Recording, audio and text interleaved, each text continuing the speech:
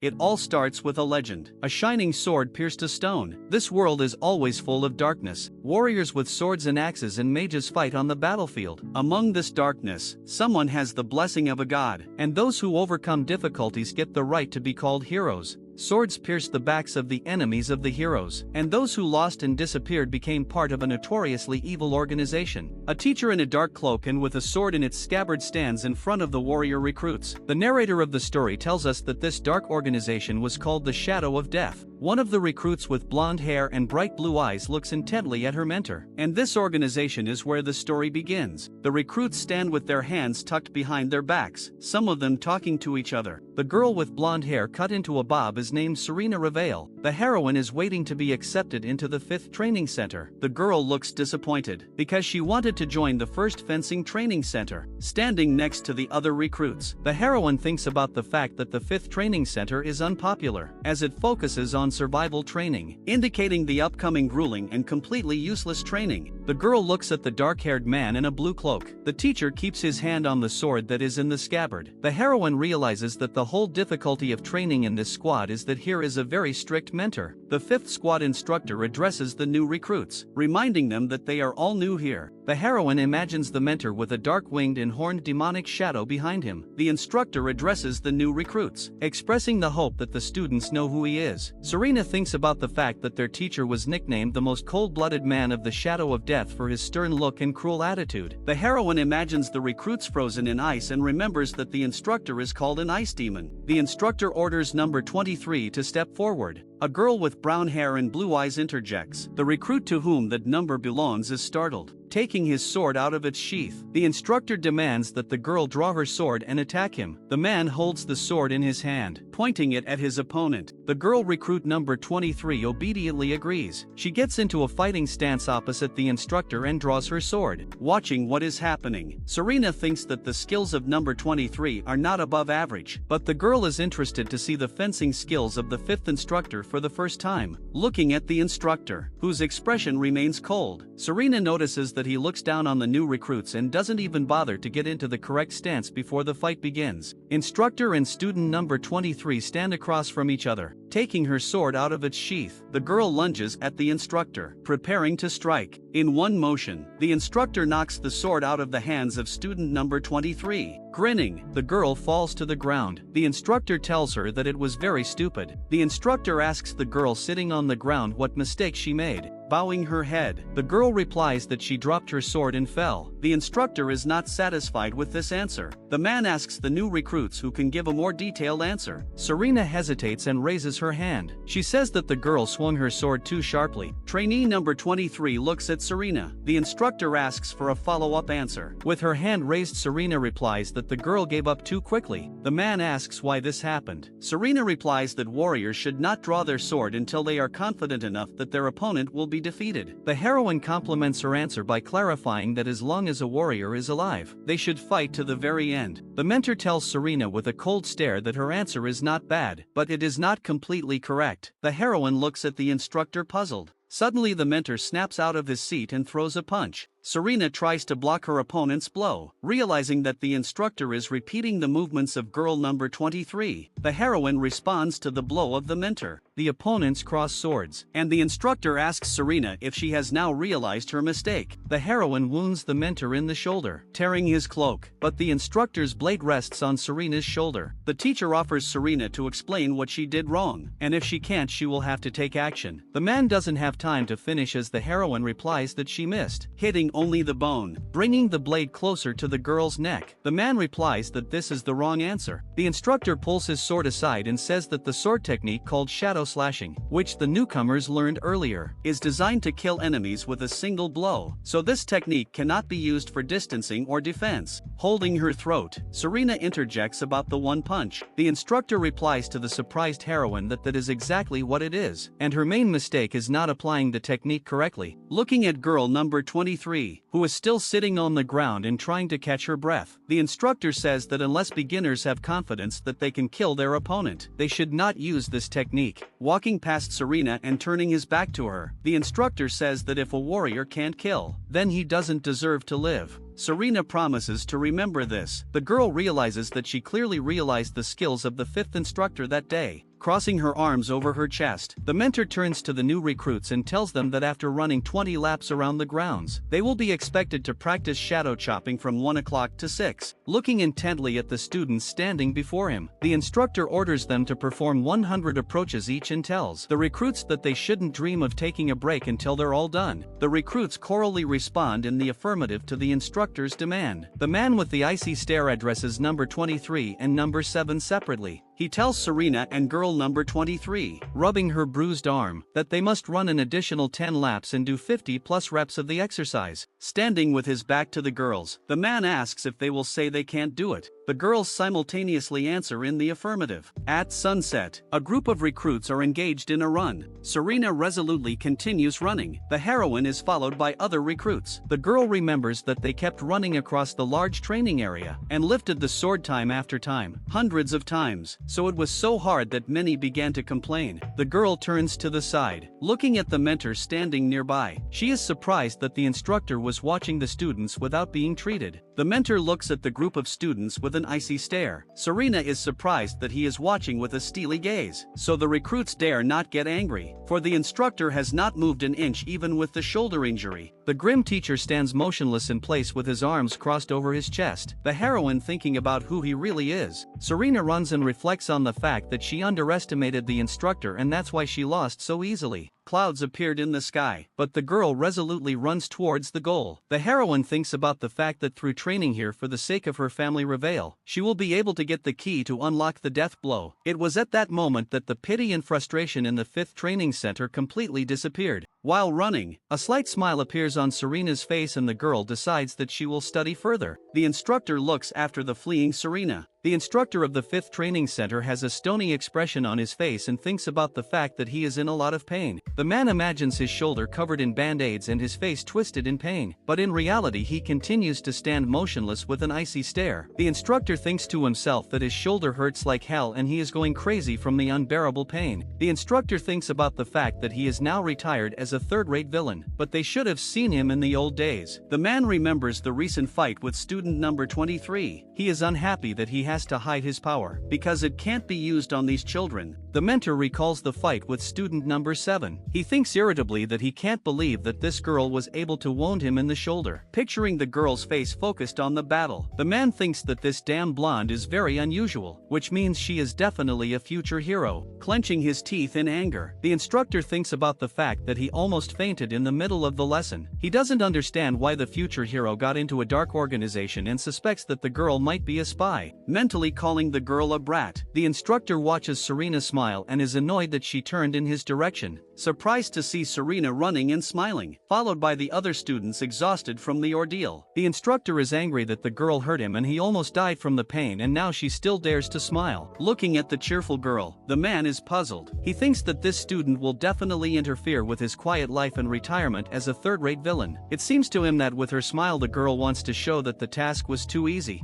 The instructor mentally answers a question she didn't ask. The man says the brat needs to wait and she'll see how hard it is. The instructor decides that at this point no one will care that she's a hero. A grimace of anger is reflected on the instructor's face. He imagines that flames have appeared behind his back and decides to put a curse on Serena. Unsuspecting of the mentor's thoughts, the girl runs on and smilingly thinks that she can definitely improve her skills. A grim instructor watches the students running. The main character in this story is Cain S. Ronald, who has to moonlight as a junior instructor in the shadow of death to make a living. Serena gets angry looking at Cain and clenches her teeth. The hero is a true third-rate villain. The students are tired from the battle. Some are lying on the ground with no strength and some are leaning on their sword trying to catch their breath. The air is cut by someone's sword. New recruit number 23 hears someone counting out loud 130, 131. The girl sees a sweating and tired Serena raise her sword and swing it, striking 132. Breathing heavily, Serena thinks that she won't be able to lift the sword anymore because her strength has run out. Trying to catch her breath, the heroine looks somewhere to the side and thinks that if she stops now, it will be noticed by the 5th instructor, who is watching the new recruits. The girl sees that the teacher is staring intently at the students, not taking his eyes off them. Looking at Serena, who continues training, Cain is angry that the girl does not give up, and he would like to heal sooner, because the wound hurts like crazy. And besides, the instructor is hungry. Outwardly he does not show his emotions. Serena raises her sword, practicing under a storm stormy sky. The heroine is tense, but believes that she must finish what she started, because the chilling gaze of the teacher presses, forcing her to work to the limit. Looking at Serena practicing, Cain is dissatisfied. The teacher feels that this scum is mocking him. The mentor does not understand why he is needed here at all and suffers with these guys, although he dreams of having a rest. Crossing his arms over his chest and looking at the recruits with a steely gaze, Cain presents the medication he needs: bandages and fried chicken and salad. The man wishes it would all be over soon so he could leave. Serena bends over trying to catch her breath. Everything is double in Serena's eyes. The girl drops her sword and looks at her shaking hands. The other recruits sit on the ground as Serena struggles to stay on her feet. Sighing heavily, the girl talks herself into continuing her training. The surprised recruits watch as Serena loses her balance. The heroine falls to the grass in front of the teacher and the other students. The teacher realizes that Serena has fainted. He announces to the students that this is the end of their training today and everyone can leave. The recruits follow the teacher's orders. Cain looks at Serena in surprise, thinking that the girl should have given up a long time ago, but for some reason she has given him more work. The tired students disperse. New recruit number 23 turns around and looks at the teacher in surprise. The mentor picks Serena up and carries her on his back. Wondering why he's doing this, Cain cries out loudly at the pain in his shoulder. He is not happy that he has to deal with such matters. The disgruntled mentor with the bandaged shoulder throws Serena on the bed. He is angry that the girl is too heavy. Cain looks angrily at the girl, thinking that he has suffered too much because of this wretch. Looking at the fainting Serena, Cain decides that he is too angry and needs to let his anger out. The man thinks for a moment and then starts laughing evilly. The shadow of a demon appears behind him. Cain decides that since he is a third-rate villain, he has nothing to lose. Mentor wishes to make this rogue girl pay for taunting him earlier. Teacher decides that if someone catches him, he will just say that the girl looked like a spy.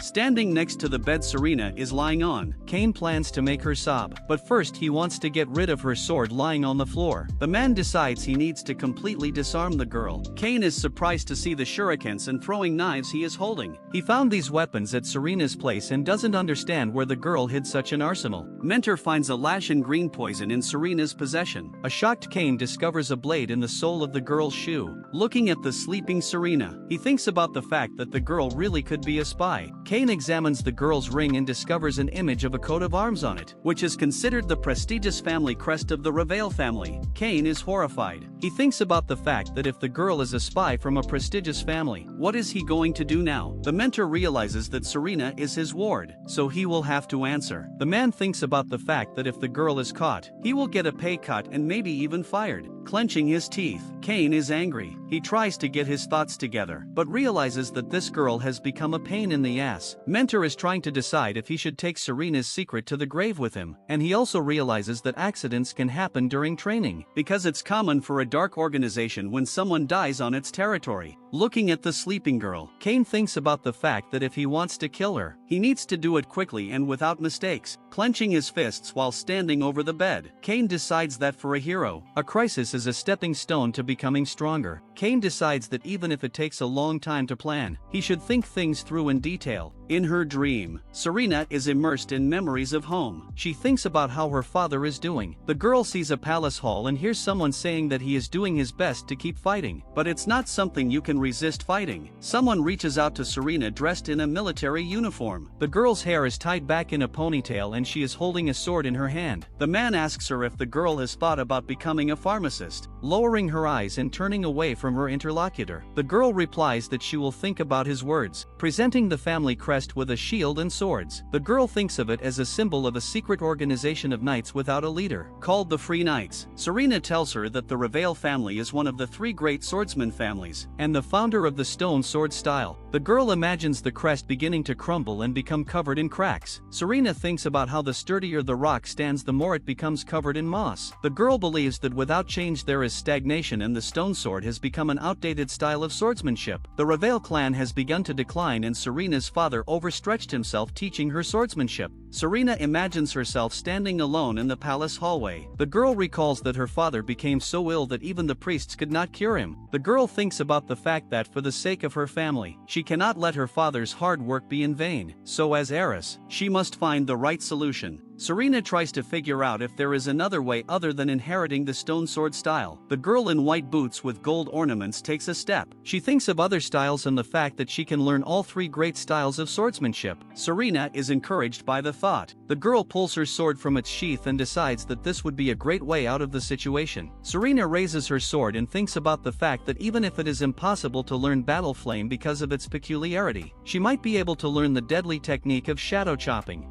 The heroine clutches the sword tightly with both hands. Serena looks at the sword in her hands when she hears someone's voice calling her name. The overjoyed girl realizes it is her father's voice. Serena runs to her father standing in front of her. The girl asks her parent how he is feeling and asks him not to exert himself too much. The heroine's father hugs her tightly. Serena tells him that she had a great idea in her head. Hugging her father, Serena tells him with a smile that if she had learned shadow chopping in addition to stone sword, the girl doesn't have time to finish. Her father stops her. Turning to his daughter, the father places his hands on Serena's face. Blood appears on her face. A frightened Serena raises her eyes looking at her father. The girl sees that her father is covered in blood. Placing his hand on his daughter's shoulder, he says that the future of the Repay family now depends on her. Serena looks shocked at her father, who asks her to keep it in mind. Alarmed, Serena wakes up. The girl lifts herself up lying on the bed and realizes that it was just a nightmare. The heroine remembers that a second ago she was training and does not understand what happened to her. Someone asks Serena if she belongs to the Repay family. The girl turns around surprised. Serena sees an instructor in front of her holding her ring with the family crest in his hand. The girl doesn't realize how her ring ended up in the hands of the fifth instructor. The girl gets her own shurikens flying under her feet. Serena gets scared. The heroine looks at the door and thinks that since it has been opened, she needs to run away from here. Serena notices a table with books and a flower on it. There is a chair next to it. The girl is surprised that she is in the instructor's private room and not in a torture chamber. She doesn't understand what the teacher is up to. The instructor says sarcastically that he didn't know that the reputation of the great Repay family had fallen so far that the heiress of a famous family came here. The man waves his hand in which he holds a ring. He says that there isn't even any pride left in their rusty stone mosque. Serena is angry, gritting her teeth. Cain decides the girl is furious at this kind of provocation, which is expected from a brat. Serena quickly grabs the shuriken and raises her hand up with it. The instructor asks if the girl would have the courage to wipe the rust off the stone sword. Serena freezes with the shuriken in her hand. The girl looks at the instructor shocked and doesn't understand how he knew of her plans. Cain is pleased that Serena took the bait. The instructor places his hand on his sword and explains that when it comes to deadly blows, the girl should know that knights use three basic styles of sword wielding, and the first is the Repay family's stone sword. Moving silently, the man demonstrates a technique called shadow chopping. The second style belongs to the shadow of death. A shocked Serena watches the flames that come from the instructor's sword. Cain says this is the third style. The man looks unfazed while inwardly talking himself into not screaming as his shoulder is in a lot of pain. Cain is glad he had time to make the first move. Sitting on the bed, Serena looks at her mentor's flaming sword and says it's the flame of gladiator's style. Cain replies that her eyes don't lie. Serena asks what the descendant of the gladiators forgot here, returning the sword to its scabbard. Cain replies with a chuckle that it is probably the same as the heir to the swordsman. The man says that it seems like fate itself commanded them to meet. Looking at the instructor, Serena wonders if Cain is here for the same thing she is. It explains why the descendant of gladiators is here. The girl doesn't understand why the instructor revealed his identity. Cain is happy that now this little one recognizes him as the heir to the sword. The man thinks that the girl has decided as if he came here for the same reason she did. Serena asks the instructor why he revealed himself. To himself, Cain thinks to himself that he did it to get rid of such a lousy girl. But out loud he says that he has been working on a combination of martial flame and shadow chopping styles and wants to teach the girl the technique. Serena asks why he would do that. Cain explains to the surprised girl that this sword technique has not been finalized yet and the instructor still doesn't know its side effects. The instructor says that if the student is not a genius, then learning will be impossible. Serena thinks about what the mentor said and realizes that he is right, as not knowing the side effects of the technique can overtax the body. The girl asks Cain if he is going to make her a guinea pig. The mentor replies with a smirk that the girl should be willing to part with her life. He thinks to himself that he is actually telling Serena in plain text that he is going to kill her with this technique. Cain puts his hand on Serena's shoulder and tells her that this method will help improve the stone sword technique to save the Repay family's reputation.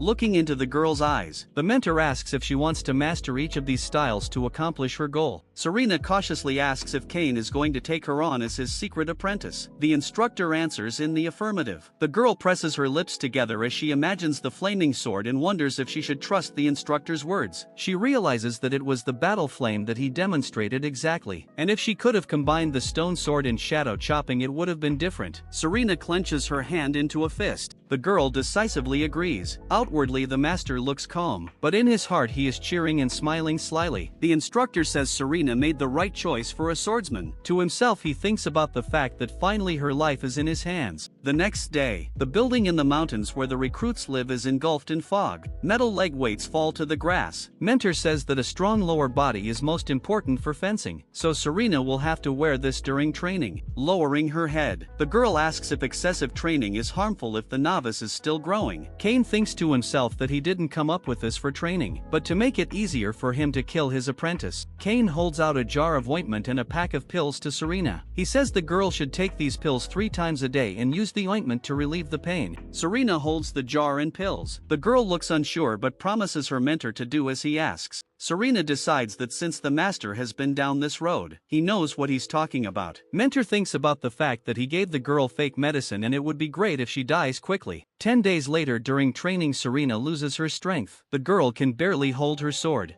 The other recruits look at her worriedly. Student number 23 runs up to Serena, who has fallen to the ground. 2 students try to lift Serena, who has passed out. Mentor watches from the side. Cain tries to look indifferent to what is happening, but inside he is cheering as he thinks his troubles are over and Serena was bound to die sooner or later. 10 more days pass and Cain is shocked to see Serena training. He is amazed at the pace at which the girl trains. After another 10 days, Serena holds a sword in her trained hands. Cain realizes that things have not gone according to plan. He imagines a distraught student with a weapon. The terrified mentor grabs his hair and realizes that he will go insane if things continue at this pace. Concerned, Cain sits at his desk with his hands folded in front of his face. He thinks Serena is some kind of monster since all his trials have only strengthened the girl's immunity. Serena, surprised by her mentor's condition, asks the instructor why he looks worried. Cain indifferently replies that it's nothing special, and thinks to himself that it's the student's fault, because somehow she's only getting stronger instead of dying. The mentor decides that he should think of another way to kill her. Cain tells the apprentice that since she has already learned the basics, they will have to start real training tomorrow. In fact, the man plans to kill Serena. The girl looks puzzled at the teacher, who says that now it is time for her to go back to her room. As she leaves, Serena wonders if the master recognized her. A disgruntled Cain looks after the girl and can't understand why a poison that can't last 2 weeks didn't work on Serena even for 30 days. Cain drinks a drink from a mug and contemplates how he can best kill his apprentice. Someone enters the room and Cain decides that number 7 has forgotten something. The man sees another mentor in front of him, who says with a smirk that apparently he wasn't the one Cain was expecting to see. Indifferently finishing his drink, Cain replies that he wasn't expecting anyone. His co-worker talks about how he knows the instructor often interacts with number 7. Continuing to drink, Cain indifferently replies that he is simply giving the student advice regarding training. Cain's surprised guest asks if the mentor has fallen in love with this trainee. In the same second, Cain pours coffee in his face. The annoyed mentor tells his beverage-drenched guest that he must be crazy to believe such unfounded rumors. Cain thinks to himself that he's actually making plans to get rid of Serena. Wiping his face, Cain's guest asks why he reacted the way he did to his colleague's words then. If it was just a rumor, the man realizes that the image of the icy instructor has melted away. Cain's guest leaves, saying that since it's just a rumor, it's okay. Hiro gets angry at the guest, who was unclear why he came. Cain says goodbye to the guest and says they'll see each other later. The 5th instructor turns to face the window. A colleague coming out of his room stealthily picks up one of the papers lying on the hero's desk. The man looks with a smile at the piece of paper he took out of Cain's room. Student number 23 notices the man walking down the hallway, scrutinizing the piece of paper. A new day is dawning. In the forest, Cain tells her that shadow shattering is a strike that targets vital points. Such a strike strikes on the first attempt. Serena listens intently to her mentor, who says that battle flame creates gaps in the opponent's style and stone sword attacks by ignoring defenses. The master clarifies that each style is used differently. Standing in front of Serena, Cain pulls his sword from its sheath and says that if the warrior uses the style incorrectly, he could mess things up. Cain swings the blade. Flames burst out of it. Mentor says he will show why only the strengths of the styles should be used. Cain swings the sword once more. The flashes of fire turn into arrows that fly towards Serena despite the rain that has started to fall. Serena clenches her hands into fists and covers herself with her arms. Fire arrows fly past her, hitting trees and shattering them. Cain says with a calm look that the technique is called the Shroud of Red Flame. To himself the man curses due to the fact that his wrist is sore, keeping his hand on his sword. Cain says that the combination of shadow shattering and battle flame produces a deadly combination of speed and maneuver. The teacher thinks to himself that it only works in theory, but in reality only a suicide bomber would dare to practice such a combination. Serena looks at the master puzzled and thinks that the demonstration alone was so powerful that it's scary to imagine what would happen if it was a real attack. Cain is pleased that his student believes him. The man decides that it was easy to make her want to learn the technique. Standing across from his apprentice, Cain says that if he added more stone sword swordsmanship, the strike would turn into a killer sword that could cut everything down in one fell swoop. The mentor warns Serena that you have to be willing to give your life for such a skill. The girl hesitantly asks if it is really possible to master such a skill. Cain asks her if she has ever seen an instructor lie with a sword in his hands. Serena thinks about it and decides that the master's words don't sound like a lie. Cain at this point thinks about the fact that he isn't even an instructor. After all, he's just a common crook. Serena confidently states that if this is true, she is willing to learn this sword technique because she has a goal. Cain looks at the student, crossing his arms on his chest. The instructor says that if the girl is so eager to die, he will help her. The teacher informs that from tomorrow the training will take place here. He thinks to himself that he will train the girl to death. In his heart he laughs, realizing that it is only a matter of time. Cain and Serena are in the woods. 1 year passes. Cain is holding a paper. Serena asks what the teacher means by saying that training ends today. Cain sits at his desk with the paper in his hands. He imagines Serena huge, with pumped-up muscles. The girl waits for an answer. Mentor doesn't know what to say. To himself he thinks that he trained the girl hard for a year to destroy, but instead only made her stronger. The mentor ignores Serena, not looking in her direction but focusing on the newspaper. The man says that it is impossible to become a real knight just by practicing sword technique. To himself he thinks that he really wants the student to get behind him. Serena asks what could be more important than sword technique and specifies what else she should work on. In his heart Cain is indignant and to himself he asks the girl to stop complaining and get off his back. Serena looks questioningly at the instructor. Mentor tells her that if she continues to complain then tell her to get out of here. Cain is outraged that none of his traps have worked. Serena is still looking at her mentor. Cain doesn't understand why the girl is looking at him so strangely if he straight up texted her away. The girl closes her eyes and with humility in her voice tells her mentor that she was too immature. Serena asks her teacher to teach her something other than sword techniques. Cain agrees, placing his hand on the table. To himself the man wonders what he is in for. Serena and her mentor are near a bookshelf. They have many books in their hands. About 10 days have passed between then and now. The fifth instructor has been teaching Serena various sciences. Cain lies on a stack of papers on the table, tired from reading. The instructor has been teaching Serena philosophy, science, history and magic. Serena covers the plaid over the teacher who has fallen asleep at the desk. The girl thinks about how his breadth of knowledge exceeds that of most scientists. Looking at the sleeping instructor, the girl ponders what his real personality is and where he comes from. Serena walks out of the teacher's room. The girl is called out by someone and asked to come over to him. Serena turns around and sees a third instructor in the dark hallway. The girl asks how she can help him. The third instructor tells Serena that the fourth instructor was right and the girl is quite often with the fifth instructor. The girl is puzzled, but replies that this is the case, as she is in the fifth instructor's group.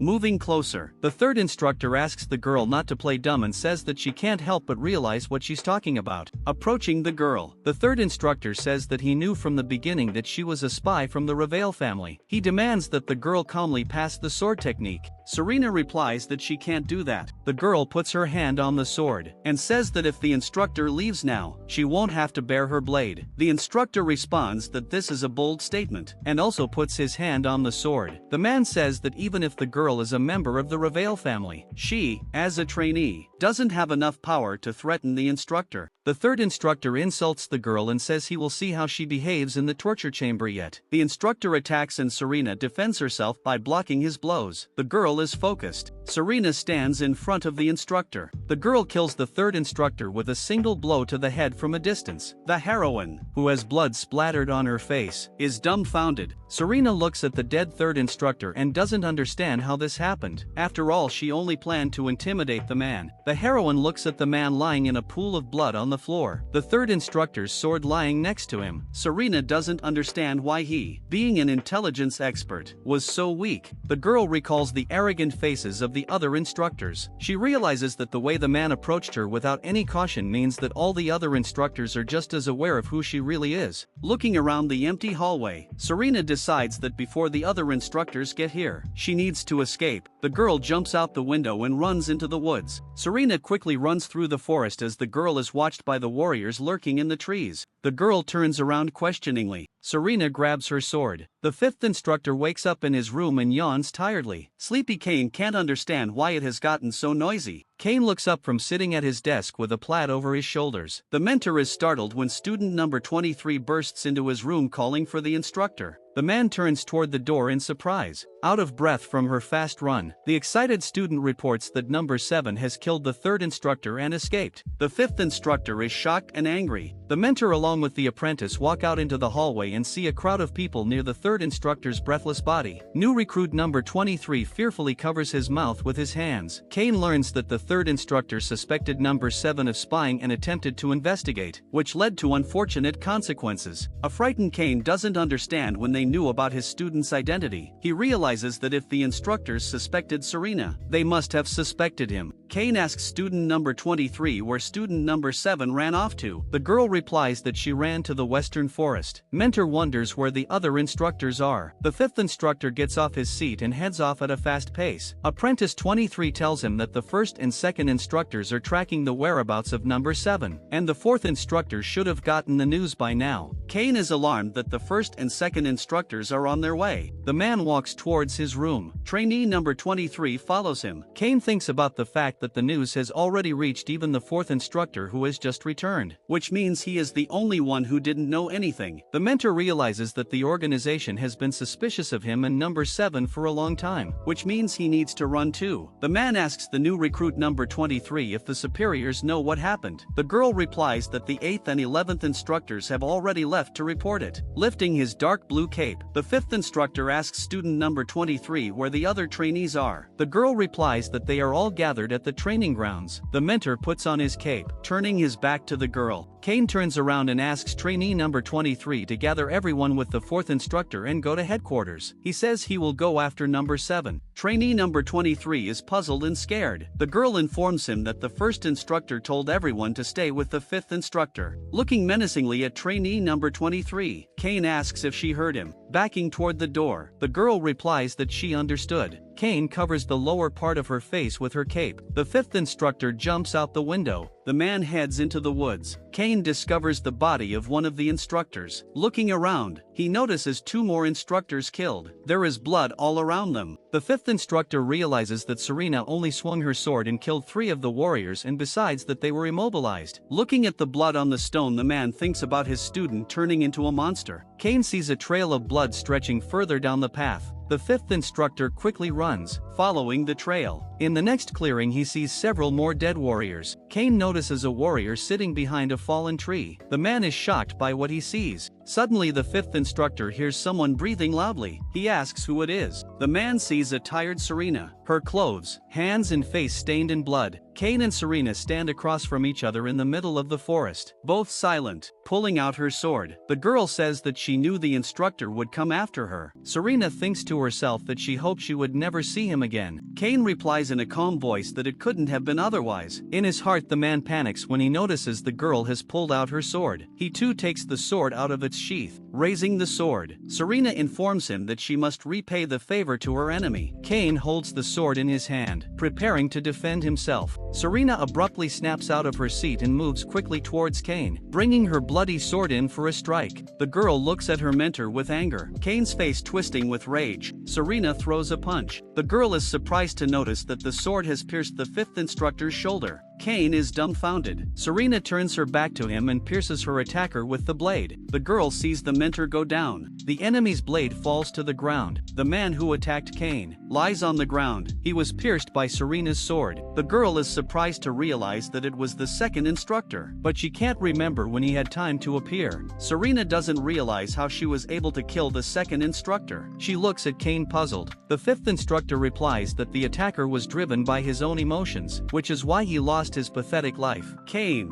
blood dripping down his arm, thinks that he shouldn't have said that, because he could be next. Blue in the face from the pain in his shoulder, Cain sarcastically says that anyway, the student is still just as clumsy and stupid. The fifth instructor covers his shoulder with his hand. Behind his haughty smile at heart is an attempt to withstand another blow to his shoulder. A surprised Serena looks at Cain. The man pulls his hand away from his injured shoulder and opens his bag. Cain holds a bundle in his hand, which he holds out to Serena. He says that it contains various necessary things that may come in handy on the way. The fifth instructor also explains to the girl that there is a map inside and she should follow the marked route. Cain puts the package in Serena's hands, guiltily lowering her head. The girl asks why the mentor is helping her, since she was going to kill him. The fifth instructor answers the surprised girl that she shouldn't be so deluded. The hero explains to Serena that she's just bait. He thinks about the fact that since the other instructors will try to kill him, you can use the girl as bait to distract them. Still holding the roll-up in her outstretched hand, the girl is surprised that the instructor called her bait. Serena asks the fifth instructor if this will be enough to repay his kindness. Dressing the wound, Cain thinks about why the girl is so grateful to him. The man looks at the girl who is standing in the same spot with her head down. Cain wonders if she didn't have enough cards. The fifth instructor thinks that if she doesn't fall for it like bait, he's going to be in trouble. Cain reaches out to the girl with his hand clenched into a fist. The man unclenches his hand.